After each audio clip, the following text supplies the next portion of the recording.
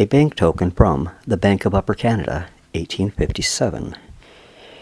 In the 1850s, the city of Saginaw, Michigan would have been considered probably a small city. It was still growing, and in about 15 to 20 years would become the lumber capital of the world.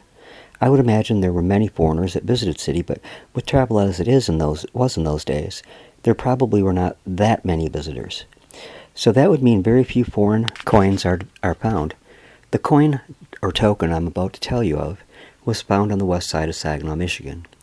What I have to show you is an 1857 piece from the Upper Canada Bank. It is copper and about the size of a quarter or maybe a little larger. While the coin is worn, you can still make out the details of the front and the back. The coin is drilled at the top, indicating, I believe, that someone wore the piece as jewelry, perhaps. It would not surprise me at all if at some point this coin had come through the hands at the Hudson Bay Company, but there's no way to tell that for sure. It is interesting why this particular coin would end up here in Saginaw, Michigan. It was found by Gil Alberg, and he said he's found 2 or 3 others over the years. This one is a half cent, and there was also a 1 cent. The historic background of this coin is that in 1850, the Bank of Upper Canada received the rights to issue a coinage due to a severe coin shortage. The coins issued consisted of halfpenny and 1 penny. The obverse of the coins carried the representation of St. George slaying the dragon based on Benedetto Pistrucci's gold sovereign coinage design. The reverse of the coins carried the then obsolete coat of arms of Upper Canada. The 1850 issue was struck at the Royal Mint, London, but did not arrive in Canada until 1851. Some of the 1D pieces bear a dot between the tips of the cornucopia, but the significance of this is unknown. The letters RK and Company, which can be found, is not a mint mark.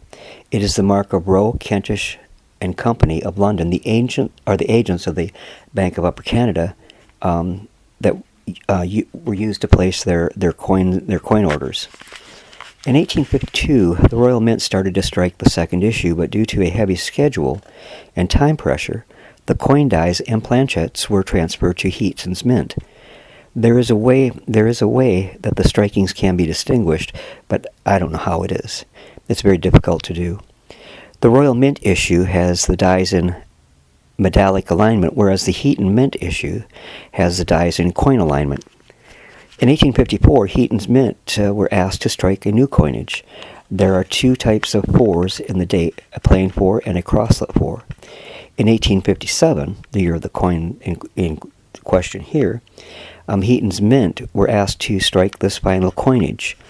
The reason why this final coinage was final was because the introduction of the decimal currency into Canada was at that time being contemplated.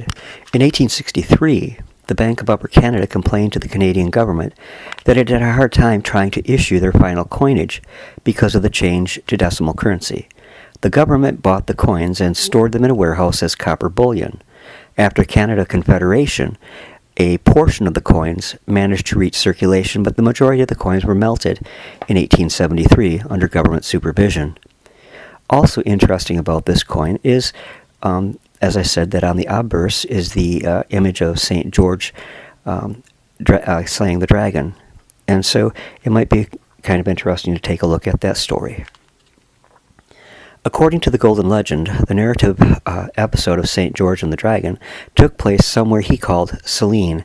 In Libya, the Golden Legend is the first to place this story in Libya as a sufficiently exotic locale, where a dragon might actually be found. In the 10th century Georgian narrative, the place is the fictional city of Lycia, and the idolatrous emperor who rules the city is called Selenius. The town had a pond as large as a lake, where a plague-bearing dragon dwelt that poisoned all the countryside.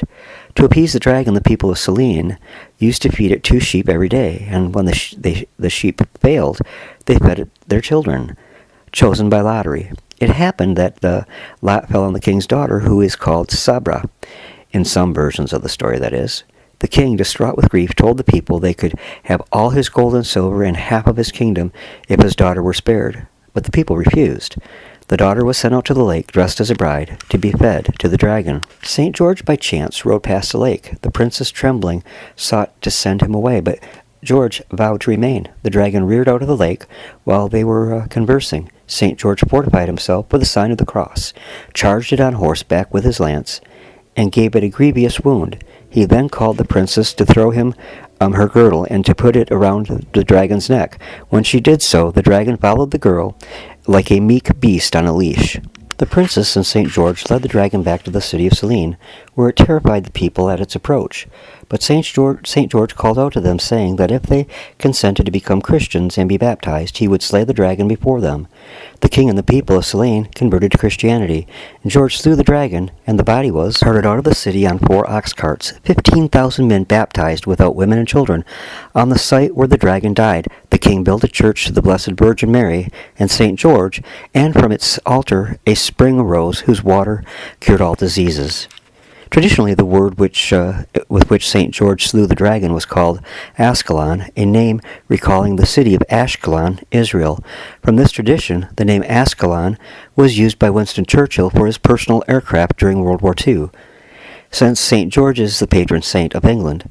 In a later version of the legend, St. George traveled for many months by land and sea until he came to Libya. Here he met a poor hermit who told him that everyone in the country was in great distress, for a dragon had long ravaged the country. "Every day," said the old man, "he demands the sacrifice of a beautiful maiden, and now all the young girls have been killed. The king's daughter alone remains, and unless we can find a knight who can slay the dragon, she will be sacrificed tomorrow.